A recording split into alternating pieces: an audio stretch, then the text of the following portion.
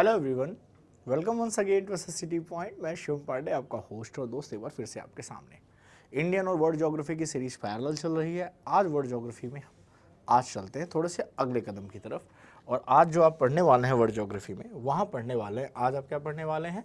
आज आप सागर, महासागर में क्या फ़र्क होता है पहले तो ये जानेंगे कि आज ओशंस और लेक्स में क्या फ़र्क होता है। ठीक है, जैसे आपने कहा ये ओशन और ये आपने कहा सी, तो वर्ल्ड में कौन से इंपॉर्टेंट सी हैं, कौन से ओशंस हैं, कहाँ कहाँ इनका अपना जुड़ाव है, कैसे ये वर्क करते हैं, इन सारी चीज़ों के बारे में आज डिस्कस करेंगे। तो चलिए शुरू करते हैं। आई होप आप सभी लोग बहुत अच्छा कर रहे हैं और चीज़ें बेहतर होती है आपकी। विश्व में टोटल 5 आपके क्या हैं? 5 ओशंस हैं। कितने हैं? 5 ओशन है, ये सभी को पता है। लोकेशन जान लीजिए, ये देखिए, ये भी आपका पैसिफिक होता है। ये भी क्या होता है? पैसिफिक है। और इधर भी पैसिफिक है। कैसे है वो? जब आप ग्लोब को देखेंगे ना, ग्लोब को घुमा के, तो आपको सीधे ज़्यादा समझ में आएंगे। वहीं पे इसे अटलांटिक कहते हैं, यहाँ पे इसको नॉर्थ अटलांटिक कहते हैं और इधर साउथ अटलांटिक कहते हैं। मतलब ये जो है, इसे अटलांटिक रिज का भी जो भी पोर्शन दिया जाता है, तो ये अटलांटिक है। वहीं पर अगर आप बात करें तो ये इंडियन ओशन है, इंडियन ओशन, हिंद महासागर, राइट। और इसी में फिर यहाँ पे आर्कटिक है, क्या है? आर्कटिक है। और ये एंटार्क्टिका है, ठीक है, एंटार्क्टिक ओशन। तो आप कहेंगे सर कि ये 5 के 5 हो गए जी, इंडियन। और देखिए इसी तरह से इनकी जिस ऑर्डर में ये लिखे ना, उसी ऑर्डर में इनकी साइज भी है। सबसे बड़ा पैसिफिक, फिर अटलांटिक है, फिर इंडियन है, फिर आर्कटिक, फिर एंटार्क्टिका। तो ये इनका साइज है इंक्रीजिंग ऑर्डर में, ये इंक्रीजिंग ऑर्डर में इसका साइज है। अगर नीचे से ऊपर जाते हैं और ऊपर से नीचे आते हैं तो ये क्या हो जाएगा? डिक्रीजिंग ऑर्डर में हो जाएगा, ठीक है। तो ये जान लीजिए कि कभी कभी साइज भी पूछ दी जाती है कि सबसे बिगेस्ट पैसिफिक है, ये तो सबको पता है। चलिए इसके बारे में थोड़ा और जानते हैं। पैसिफिक के बारे में बात की जाए तो प्रशांत महासागर में जो ऑस्ट्रेलिया है, ऑस्ट्रेलिया में ये जो है ना, ये कोरल रीफ्स पाई जाती है। क्या पाई जाती है? Great barrier reef. ऑस्ट्रेलिया के कहाँ पे? क्वींसलैंड में। क्वींसलैंड में आपको क्या मिलेगी? ग्रेट बैरियर रीफ मिलेगी। क्या मिलेगी? Great barrier reef. ये क्या है? ये एक तरह की कोरल रीफ होती हैं। क्या होती हैं? Coral reef. कोरल रीफ क्या होती हैं? जो आप कह सकते हो कि जो कोरल रीफ होती हैं, ये बनी होती हैं एनिमल्स से और उनके डेडी पार्ट से बनी होती हैं, जो एक्वाटिक एनिमल्स होते हैं। तो ये कुछ ऐसे दिखते हैं। आपने कई सारी मूवीज़ में या वर्ल्ड जियोग्राफी में आपने ये देखा होगा। आप इससे क्या होंगे? फैमिलियर होंगे, ठीक है। आगे बढ़ते हैं, इसमें थोड़ा और जानते हैं। ऑस्ट्रेलिया के ईस्ट कोस्ट पे, पूर्वी तट पे प्रवाल भित्तियों का मतलब होता है मूंगे की चट्टानें, जिसे आप कोरल रीफ कहते हैं, वो पाई जाती है। विश्व की सबसे बड़ी प्रवाल भित्ति मतलब मूंगे की दीवार है। तो ईस्ट कोस्ट पे आप देखेंगे ये जो ग्रेट बैरियर रीफ है, ये वर्ल्ड की सबसे बड़ी बैरियर रीफ है, मूंगे की चट्टान है, ये पूछा जाता है। कोरल रीफ कैल्शियम कार्बोनेट से बनती है, which is released by the aquatic animal and a lot of मछलियाँ, सख्त मूंगे, शार्क और समुद्री कछुए, बहुत सारे लोग का ये हाउस होता है। बहुत सारे एनिमल्स का ये अपने आप में हाउस होता है। ये समुद्र के अंदर की बनावट है। ध्यान रखिएगा कि कोरल रीफ का निर्माण कर्क रेखा और मकर रेखा के बीच के द्वीपों में होता है। मतलब अगर आप ध्यान से देखें तो हमेशा ये ट्रॉपिक ऑफ कैंसर और ट्रॉपिक ऑफ कैप्रिकॉन लाइन के बीच में जो लैंड आते हैं, जैसे देखिए ट्रॉपिक ऑफ आप कह सकते हैं कैंसर होगी, इक्वेटर होगा, ये कैंसर होगा, ये कैप्रिकॉन होगा। तो इनके बीच में जो द्वीप आते हैं उन्हीं में कोरल रीफ का फॉर्मेशन होता है। ये भी आपके लिए सवाल जरूरी है। आर्कटिक महासागर की बात करें तो आप कहेंगे Arctic Ocean is the smallest and shallowest of the world's 5। World में 5 मेजर ओशन, 5 मेजर ओशन में सबसे छोटा और स्मॉल, शैलो मतलब छिछला है, ठीक है। आर्कटिक जो है ये सबसे स्मॉल है और सबसे कम, मतलब डीप भी बहुत कम है। वैसे आपको पता है मेरियाना ट्रेंच पैसिफिक ओशन का सबसे डीपेस्ट पॉइंट है, ठीक है।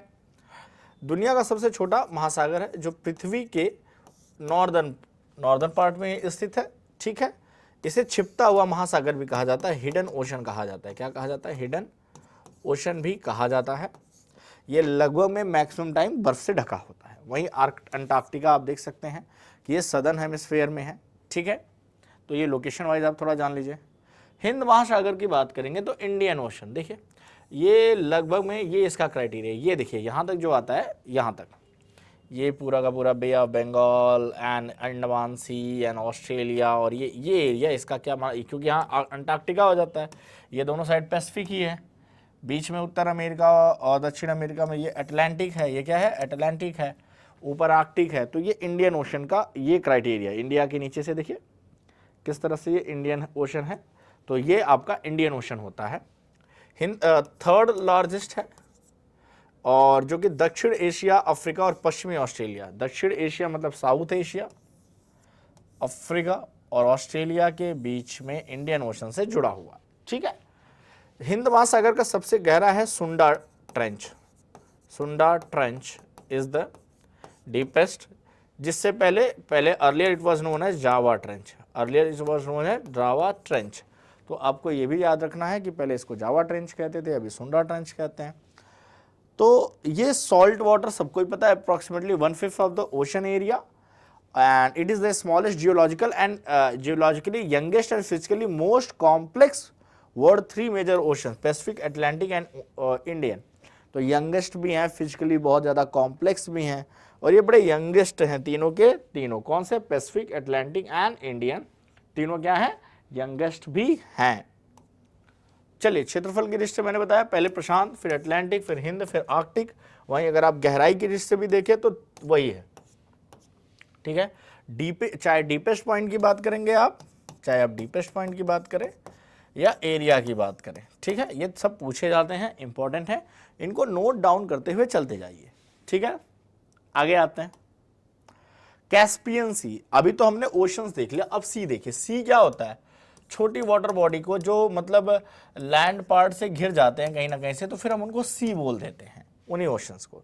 तो देखिए, कैस्पियन सी और कैस्पियन लेक भी मैंने पढ़ा, इसको मैंने लेक्स में भी पढ़ाया है, इसको मैंने लेक्स में भी पढ़ाया है कि दुनिया की सबसे बड़ी क्या है? ये सॉल्ट वाटर लेक है। क्या है? सॉल्ट वाटर लेक, क्योंकि लैंड लॉक्ड है, लैंड लॉक्ड है तो इसको कह सकते हैं, लेकिन साइज बड़ा है तो इसको सी भी कहते हैं। तो विश्व की सबसे बड़ी खारे पानी की झील, जिससे 5 देशों की सीमाएं लगती हैं, पूछा जाता है कौन कौन सी? वहां भी बताया था, Kazakhstan, Russia, Azerbaijan, Iran and Turkmenistan. ठीक है, अजरबैजान और आर्मेनिया इस टाइम युद्ध में भिड़े हुए हैं, तो थोड़ा करंट में आ जाता है कि अजरबैजान और आर्मेनिया में थोड़ा युद्ध चल रहा है। अजरबैजान और ये आर्मेनिया, इधर क्या है? आर्मेनिया है, आर्मेनिया है, तो यहाँ पे थोड़ा सा युद्ध चल रहा है इनके बीच में, अजरबैजान और आर्मेनिया में। तो ये सारी चीज़ें ध्यान में रखिएगा कि कैस्पियन सी में 5 देशों की सीमा लगती है, पूछा जाता है, इंपॉर्टेंट है। वहीं आप मेडिटेरियन सी की बात करेंगे तो आप जानते हैं कि अटलांटिक ओशन का ये वाटर जब इस लैंड लॉक में यूरोप, अफ्रीका और एशिया से जुड़ जाता है तो इसे मेडिटेरियन सी कहते हैं। मैंने मानसून में भी पढ़ाया था कि पश्चिमी विक्षोभ, जो वेस्टर्न साइक्लोनिक डिस्टर्बेंस इंडिया में आता है, वेस्टर्न साइक्लोनिक डिस्टर्बेंस आता है, वो इसी के रीजन से आता है। किसके रीजन से आता है? इसी मेडिटेरियन सी से ही आता है। मेडिटेरियन सी बहुत इंपॉर्टेंट सी है, क्योंकि आपको पता है कि यही स्वेज कैनाल रेड सी और मेडिटेरियन सी को जोड़ती है, रेड सी और मेडिटेरियन सी को स्वेज कैनाल जोड़ती है, और फिर यहीं से ये रूट नॉर्थ अटलांटिक से उत्तर अमेरिका या फिर पनामा कैनाल से होकर दक्षिण अमेरिका, उत्तर अमेरिका के पश्चिमी तटों पे या दक्षिण अमेरिका के पश्चिमी तटों पे, ये 2-3 कैनालों से होकर सारा का सारा ट्रेड होता रहता है। ये अफ्रीका, यूरोप और एशिया से घिरा हुआ है। गहराई इसकी 4621 डेटो 21 कंट्रीज की कोस्टल लाइन है। ये आप देख सकते हैं कि इंपॉर्टेंट में आप देखें तो यहाँ पे स्पेन है, ये मोरक्को है, स्पेन, मोरक्को, और ये स्ट्रेट का नाम क्या है? जिब्राल्टर। क्या है? जिब्राल्टर, स्ट्रेट का नाम है जिब्राल्टर। ठीक है, फिर यहीं पे फ्रांस है, यहीं पे बहुत सारी कंट्रीज़ हैं यूरोप की, जो यहाँ पे आपको देखने को मिल जाएंगी। ठीक है, आगे बढ़ते हैं, इसमें समझते हैं कि और क्या है। आप कहोगे कि सर यूरोप की बात करें तो कौन कौन सी? अब देखिए भाई, ये हमें पता होना चाहिए, यहाँ से क्वेश्चन बनते। देखिए, यहाँ से पहले मोरक्को है, राइट, मोरक्को। यहाँ पे क्या है? ट्यूनेशिया। क्या है? ट्यूनेशिया। ऊपर यूरोप है। अल्जीरिया भी है, ठीक है। लीबिया, नाम सुना ही होगा गद्दाफी के नाम से। इजिप्ट तो कैनाल ही बना के बैठा है। अब सूडान और चाड, बिल्कुल नहीं, सूडान भी डिवाइड हो गया, अब तो साउथ सूडान भी इसमें हो गया, यंगेस्ट कंट्री है साउथ सूडान जो है वो यंगेस्ट कंट्री है। यंगेस्ट कंट्री का मतलब क्या हो गया कि 2011 में वो आज़ाद हुई है, 2011 में वो आज़ाद हुई है साउथ सूडान। यहीं पे आप ध्यान से देखिए तो एशिया की कौन कौन सी कंट्री हैं, क्योंकि इजिप्ट तो अफ्रीका में आता है। अब देखिए ध्यान से देखेंगे तो इजराइल है, क्या है, इजराइल है, सीरिया है, टर्की है। टर्की की खास बात जानते हैं आपकी, टर्की मैक्सिमम एशिया में आता है। वही जो उसका कॉन्स्टेंटिनोपोलो, जो उसको आप क्या कहते हो, इस्तांबुल कहते हो, बाद में उसका नाम क्या रख दिया गया, इस्तांबुल, वो जीतती है टर्की। तो हल्का सा वो यूरोप में भी जाती है टर्की, हल्का सा एक हिस्सा टर्की का यूरोप में है, ठीक है, वो देख लीजिए। तो जॉर्डन, इराक, ईरान, सऊदी अरब देशों की सीमाएं भूमध्य सागर से नहीं लगती। अब जॉर्डन यहाँ पीछे, देखिए जॉर्डन क्या है, यहाँ पीछे इजराइल है। यहाँ जॉर्डन और इजराइल के बॉर्डर पे डेड सी है, क्या है, डेड सी है, मृत सागर है, वो जॉर्डन और इजराइल के बॉर्डर पे है, ठीक है, तो वो नहीं लगती है। वहीं देखिए सऊदी अरेबिया नहीं लगेगा, सीरिया है, ईरान भी नहीं लगता बॉर्डर उसका। तो कौन कौन सी है, देखिए लेबनान, लेबनान, इजराइल, सीरिया, तुर्की। कितनी कंट्री हो गई, 1 2 3 4, 4 कंट्री की क्या हो गई, एशिया की हो गई, 1 2 3 4 5, 5 हो गई। पूछा गया है कि चार्ड की भी, देखिए चार्ड अक्सर पूछ लिया जाता है कि इसकी कंट्री क्या लगती, मेडिटेरियन सी से इनमें से किसकी बॉर्डर नहीं लगती, तो चार्ड और सूडान का बॉर्डर नहीं लगता, ठीक है, इसमें कोई डाउट नहीं होना चाहिए।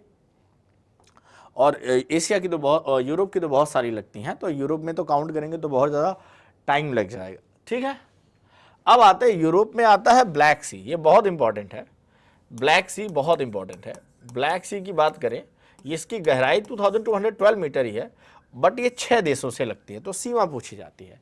देखिए जिस शब्द के लास्ट में स्थान आ जाता है तो उसकी सीमा काला सागर से नहीं लगती, ब्लैक सी से नहीं लगेगी, चाहे कजाकिस्तान आए, उज्बेकिस्तान आए, तुर्कमेनिस्तान आए, अगर स्थान शब्द आया है तो उसकी बॉर्डर ब्लैक सी से नहीं लगेगी, ठीक है।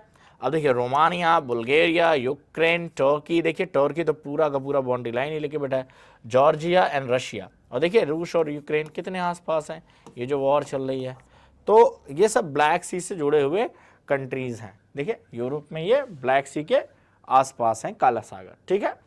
रोमानिया, बुल्गारिया, यूक्रेन, ये सब रशिया के सपोर्टर्स हैं, ठीक है। आगे आते हैं, डेड सी मैंने आपको बता दिया, जॉर्डन और इजराइल के बॉर्डर पे ये देखिए, ये रहा डेड सी, तो इसमें कोई दिक्कत नहीं है। अधिकतम गहराई 300 मीटर है। याद रखिएगा वॉन झील के बाद सेकेंड सॉल्टेस्ट है, सेकेंड सॉल्टेस्ट है, बिगेस्ट सॉल्टेस्ट है, बिगेस्ट है, ठीक है। तो इसकी 330% है वॉन झील की, और इसकी 300% है। So Dead Sea is the landlocked salt lake between the Israel and Jordan in the south west Asia, south west Asia, क्योंकि इजराइल और जॉर्डन इसी एशिया में ही आते हैं। सैलिनिटी क्या होती है, जो ओशन वाटर है, ओशन वाटर है, और उसमें जो है आपका क्या है, आप कहेंगे कि जितने भी चीज़ें घुली हुई हैं, सबसे ज़्यादा क्या पाया जाता है, सोडियम क्लोराइड। क्या पाया जाता है, सोडियम क्लोराइड, इसी को आप कहते हैं NaCl। क्या कहते हैं, NaCl का योगदान होता है। और सबसे ज़्यादा ये पाई कहाँ जाती है, लैंड पार्ट से, क्योंकि लैंड जो होती है वही सॉल्टी होती है, तो वाटर सॉल्टी हो ही जाता है, ठीक है। आगे बढ़िए इसमें, चलिए आगे समझते हैं। कैस्पियन सी भी यूरोप में, देखिए यूरोप में ही आपको मिला ब्लैक सी, यहीं पे आपको मिला कैस्पियन सी, तो हम पढ़ चुके हैं इसको, सॉरी, तो ये तो रिपीट हो गया।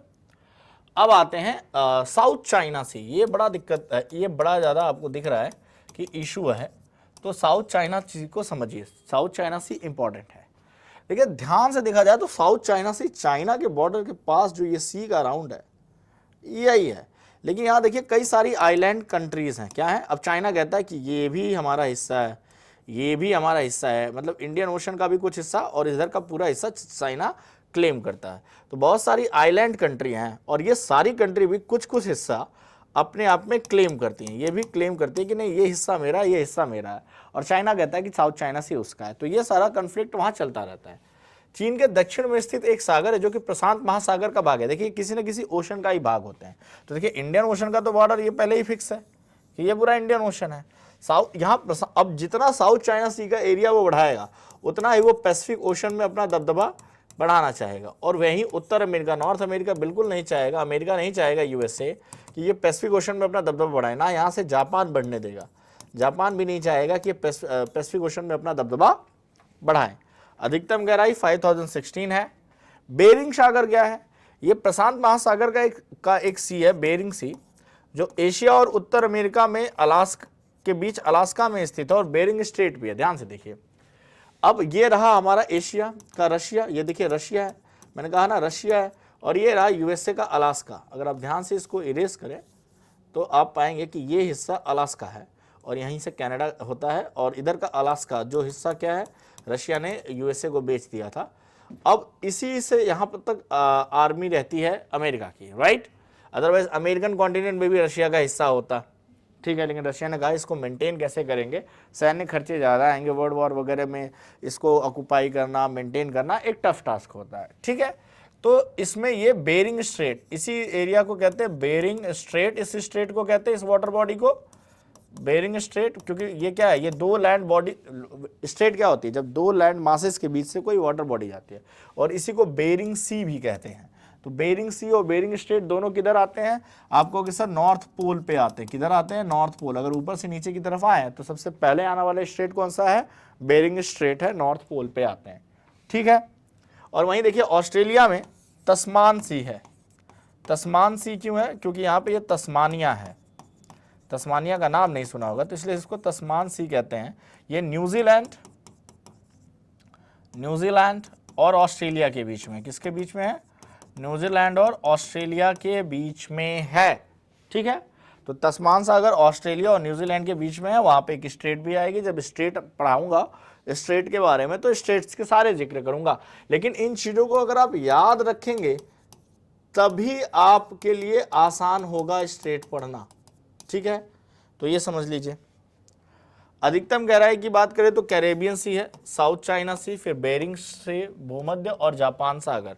जापान में भी वही भाई अपनी जगह है, तो सबसे ज़्यादा कैरेबियन सी। अच्छा, कैरेबियन सी आपको नहीं पता तो ये देखिए, ये दिख रहा है अमेरिका का हिस्सा, ये गल्फ ऑफ मैक्सिको है ना, तो ये कैरेबियन आइलैंड है। ये क्या है?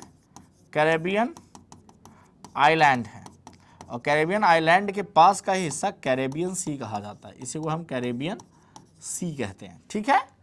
कैरेबियन सी का हिस्सा ये रहा और ये गल्फ ऑफ मैक्सिको रहा, ठीक है। तो इसमें डाउट नहीं। और जापान सागर जो देखिए जापान है, और यहाँ से ये वाला जो हिस्सा है पानी का, इसी को आप जापान सागर कहते हैं, इसी को आप जापान सी कहते हैं। तो देखिए भाई, कंट्री के आसपास का जो वाटर बॉडी होता है वो उसके उसके सीमा में भी आता है, राइट। तो इस तरह से आप कह सकते हैं।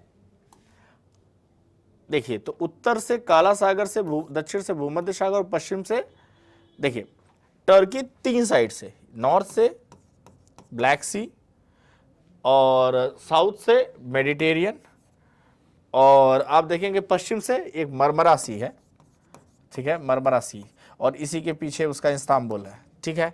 तो इस तरह से घिरा हुआ है, टर्की की लोकेशन इस तरह की है। विश्व की प्रमुख खाड़ियां, बे जिसे आप कहते हैं, क्या कहते हैं? बे कहते हैं। तो देखिए Hudson, bay of Hudson, bay of Mexico, bay of फारस, ओके। विश्व की सबसे बड़ी खाड़ी ये मैक्सिको की, gulf of Mexico, sorry gulf कहते हैं, माय बैड, बे नहीं कहेंगे, बे अलग चीज होती है, गल्फ कहते हैं, ठीक है। और हडसन की खाड़ी तट रेखा, विश्व की सबसे लंबी coastal line, Hudson coastal line जो सबसे लंबी है वो गल्फ ऑफ हडसन की है। किसकी है? गल्फ ऑफ हडसन की है, ठीक है। तो यहां से आप इसको देख लीजिए, ये कुछ फेमस गल्फ है। बाकी आपको पता है इंडिया में ये गल्फ ऑफ खंबात है, गल्फ ऑफ खंबात।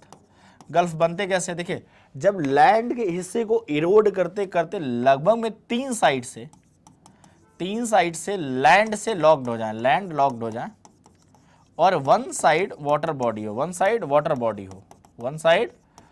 बॉडी हो, तो उसे कहते हैं गल्फ। उसे क्या कहते हैं? गल्फ, ठीक है। जैसे गल्फ ऑफ खंबात इंडिया में भी इरोड करते करते, ये कटाव करते करते अंदर की तरफ बढ़ जाते हैं, ठीक है। अब तो आप क्वेश्चन आंसर पे आ गए भाई, ठीक है। तो चलिए फटाफट क्वेश्चन करते हैं। टर्की के नॉर्थ में क्या है? ब्लैक सी है, कैस्पियन सी है, लाल सी है, भूमध्य सागर है। चलिए फटाफट बताइए। ये रहा आपका टर्की। टर्की के नॉर्थ में क्या है? ब्लैक सी है, तो आप क्या कहेंगे? ब्लैक सी। क्या कहेंगे सर? ब्लैक सी।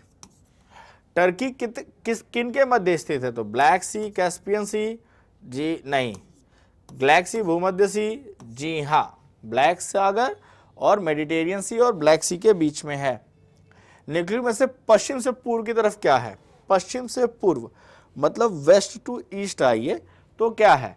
तो देखिए वेस्ट टू ईस्ट में अगर आप जाते हैं तो आप कहेंगे सर काला सागर और भूमध्य सागर, फिर कैस्पियन सी, फिर अरल सी।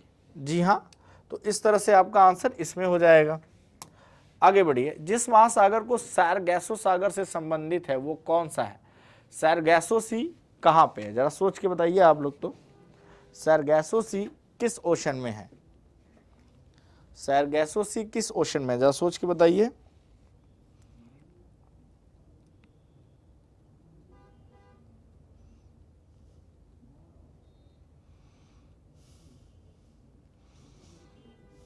जी मैं वेट कर रहा हूं आपके आंसर्स का।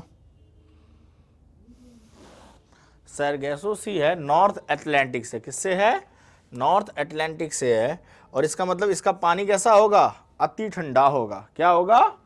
ठंडा होगा, क्योंकि नॉर्थ अटलांटिक अपने आप में ठंडा होता है, सारे सॉल्टी तो होते ही होते हैं, और विशिष्ट समुद्री वनस्पति भी मिलती है, स्पेशली भी वो चीज़ें, दोनों पॉसिबिलिटीज़ हैं। निम्नलिखित सागरों में से किस सागर की तट रेखा नहीं है? तो तट रेखा किसकी नहीं है? कैस्पियन सी की। कैस्पियन सी की तट रेखा कैसे होगी? ये लैंड लॉक्ड है। ये क्या है? लैंड नहीं, तट रेखा नहीं, माय बेड, तट रेखा तो है।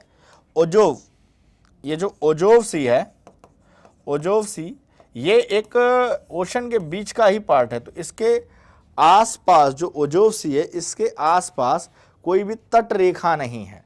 ठीक है, ये आपको यहां देखने को मिल जाएगा। ओजोव सी यहीं पे, ओजोव सी यहीं पे माना जाता है। तो इसका पानी थोड़ा सा अलग होता है और इसमें खास तरह की वनस्पतियां पाई जाती हैं, इसीलिए उन वनस्पतियों के नाम पे इसका यहाँ पे ओजोव सी रखा गया है। नॉर्थ अटलांटिक में ही पाया जाता है, लेकिन इसकी कोई तट रेखा नहीं है, किसी कंट्री से नहीं लगता, ये कुछ स्पेसिफिक एरिया है पानी का। ठीक है, तो ओजोव सी, इसकी जो वहाँ पे वेजिटेशन पाई जाती है, उस वेजिटेशन के नाम पे रखा गया। इसकी कोई तट रेखा नहीं है, तो याद रखिएगा कि ऐसा कोई सागर है जिसकी तट रेखा नहीं है। किसकी मेडिटेरियन सी से नहीं मिलती? मैंने बोला था ना, चार्ड की नहीं मिलती, तो आंसर हो गया। साउथ वेस्ट एशिया में निम्नलिखित में से कौन सा एक देश भूमध्य सागर तक नहीं फैला है? तो जॉर्डन, क्योंकि लेबनान, सीरिया और इजराइल तो फैले हैं, जॉर्डन की सीमा नहीं लगती। निम्नलिखित में तो कौन सा सबसे बड़ा सागर है? अब सागरों में पूछ रहा है, तो देखिए भाई, आप दक्षिण चीन है, बेरिंग है, भूमध्य है, जापान है। अब सवाल ये है कि सागरों में बड़ा कौन है? ओशन में पता था, तो आ जाइए थोड़ा सा पीछे आ जाइए। सागरों में कैरिबियन है, फिर क्या है? साउथ चाइना सी है, फिर बेरिंग है, फिर भूमध्य है। तो आंसर क्या हो गया भाई? सबसे बड़ा था, आप कहोगे सर साउथ चाइना सी। उसके बाद भी चाइना का चाहता है कि इसको मैं पूरा कवर करके रखूं। विश्व का सबसे बड़ा महासागर कौन सा है? आप कहोगे पैसिफिक। सबसे छोटा कौन सा है? आप कहोगे आर्कटिक। जी हाँ, मैरियाना ट्रंच कहाँ पे है? प्रशांत में है। बड़े ही रिपीटेड सवाल हैं एसएससी के, और बड़े ही इजी सवाल हैं, तो ऐसा नहीं है कि आपसे होगा नहीं। आप चीज़ों को बेहतर ढंग से देखेंगे तो आसानी से हो जाएगा। जी आगे आते, क्षेत्रफल के अनुसार अवरोही आरोही, आरोही अवरोही मतलब डिसेंडिंग ऑर्डर। डिसेंडिंग में सबसे जो पहले पैसिफिक आता है, फिर अटलांटिक, फिर हिंद, फिर आर्कटिक। पहला ही आंसर सही हो गया। निम्नलिखित में तो कौन सा महासागर उत्तरी अमेरिका को स्पर्श नहीं करता? तो सीधी बात है, पैसिफिक करता है, अटलांटिक करता है, हिंद नहीं करता, तो आंसर हो गया हिंद महासागर, क्योंकि आर्कटिक तो नॉर्थ पोल पे है, तो वो भी टच करेगा। निम्नलिखित में से कौन सा महासागर एक और एशिया और दूसरी तरफ उत्तरी अमेरिका को स्पर्श करता है? तो आप कहोगे सर पैसिफिक। पैसिफिक ही एशिया और अमेरिका के बीच में है। अग्निवलय, रिंग ऑफ फायर, सबको पता है, इसको बताने की जरूरत नहीं है, पैसिफिक ओशन में है। अटलांटिक महासागर का सबसे, भाई देखिए, सुंडा ट्रंच तो किसका है? हिंद का। ये किसका है? पैसिफिक का। तो बचा क्या? प्योट्रिका ट्रेंच, ये कहाँ का हो जाएगा? अटलांटिक का। हर चीज पढ़ी होनी जरूरी नहीं होती, लेकिन जो पढ़ा है उससे आप एलिमिनेट करना सीखिए। एलिमिनेट करेंगे तो आंसर इजी होगा। ठीक है, सबसे कम गहरा सागर कौन सा है? आप सभी को पता है, आर्कटिक। सबसे लेस शॉलो कौन सा है? आर्कटिक है। क्वेश्चंस खूब सारे कीजिए ताकि आपको डाउट ना रहे। ठीक है, बारमूडा ट्रायंगल किस में आता है भाई? ये नॉर्थ अटलांटिक में आता है। बारमूडा के पास ही ये बारमूडा ट्रायंगल है। ठीक है। समुद्र पृथ्वी की सतह का कितने लगभग भाग घेरे हुए? आप कह सकते 70%। तस्मान सी किसके किसके बीच में है? ऑस्ट्रेलिया और न्यूजीलैंड। अभी पढ़ा हमने कि तस्मानिया कंट्री है, वहीं से तस्मान सी है और वो ऑस्ट्रेलिया और न्यूजीलैंड को अलग करती है। चलिए कुछ और क्वेश्चंस। निम्नलिखित में से कौन सा देश काला सागर को स्पर्श नहीं करता है? तो आपको पता है कि जिसके लास्ट में तान आ जाए, that will not touch it, right. सौर गैसों समुद्र किस महासागर में है? अटलांटिक में है। अभी बताया सौर गैसों के बारे में। ठीक है। वही बात करते हैं, सागरीय लवणता का मुख्य स्रोत क्या है? उसकी लैंड होती है, लैंड से ही सबसे ज्यादा मिलता है। विश्व की सबसे बड़ी खाड़ी कौन सी है? गल्फ, हडसन की खाड़ी। यूरोपियन टर्की को एशियाई टर्की से कौन सा पृथक करता है? मैंने बताया था मरमरा सी। क्या है? मरमरा सी। और मैंने ये भी बताया था कि टर्की का हिस्सा जो है, एक छोटा सा हिस्सा वो यूरोप में है जो इस्तांबुल का है, बाकी सारा का सारा किधर है आपके? तो इसको जरा नोट डाउन कर लीजिए।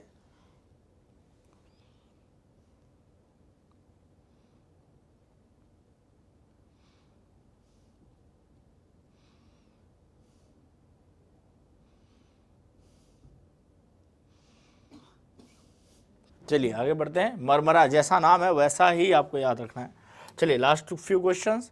विश्व की किस खाड़ी की तटरेखा सबसे अधिक लंबी है? आपको पता है हडसन की। और सॉरी यहाँ पे गलती हो गई, पिछले में आप हडसन नहीं कहेंगे, सबसे बड़ी तो बे ऑफ मैक्सिको की होती है। माई बैड, हाँ मैक्सिको की है, तटरेखा हडसन की है। प्रवाल भित्ति या ग्रेट बैरियर रीफ या मूंगे की चट्टान कहाँ पे है? आप कहेंगे क्विंसलैंड। कहाँ पे है क्विंसलैंड? ऑस्ट्रेलिया में है। कहाँ पे है? ऑस्ट्रेलिया में। सबसे सॉल्टेस्ट लेक कौन सा है? डेड सी आप कहेंगे। इन सब में सबसे सॉल्टेस्ट कौन सा होता है? डेड सी होता है। ठीक है। आज ये लास्ट क्वेश्चंस पे। जॉर्डन और इजराइल के मध्य कौन सा सागर है? अभी आपने कहा डेड सी, यही तो है जी। फिर क्या है? ग्रेट बैरियर रीफ कहां पर स्थित है? आप कहोगे सर इंडियन ओशन में आएगा। किस में आएगा? इंडियन ओशन में, क्योंकि ऑस्ट्रेलिया इंडियन ओशन का पार्ट है।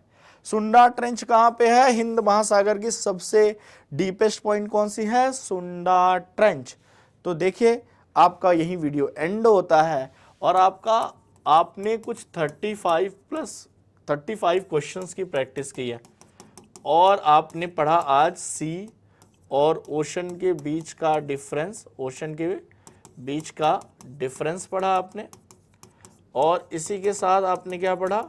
आपने पढ़ा कि कौन सा सी या कौन सा गल्फ कहाँ पाया जाता है। तो चलिए आज की वीडियो में इतना ही, बाकी मिलते हैं आपसे किसी और लेक्चर में। हंसते रहिए, मुस्कुराते रहिए। Bye everyone.